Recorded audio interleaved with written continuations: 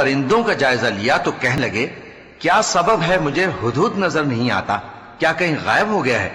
میں اسے سخت سزا دوں گا یا ذبح کر ڈالوں گا یا میرے سامنے اپنی بے قصوری کی واضح دلیل پیش کرے۔ ابھی تھوڑی ہی دیر ہوئی تھی کہ ہدہد آ موجود ہوا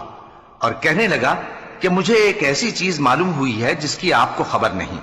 اور میں آپ کے پاس ملک سبا سے ایک یقینی خبر لے کر آیا ہوں۔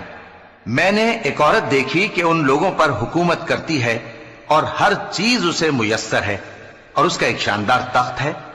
میں نے دیکھا کہ وہ اور اس کی قوم اللہ کو چھوڑ کر آفتاب کو سجدہ کرتے ہیں، اور شیطان نے ان کے اعمال انہیں آراستہ کر دکھائے ہیں اور ان کو رستے سے روک رکھا ہے، پس وہ رستے پر نہیں آتے اور نہیں سمجھتے ہیں کہ اللہ کو جو آسمانوں اور زمین میں چھپی چیزوں کو ظاہر کر دیتا اور تمہارے پوشیدہ اور ظاہر اعمال کو جانتا ہے، کیوں سجدہ نہ کریں۔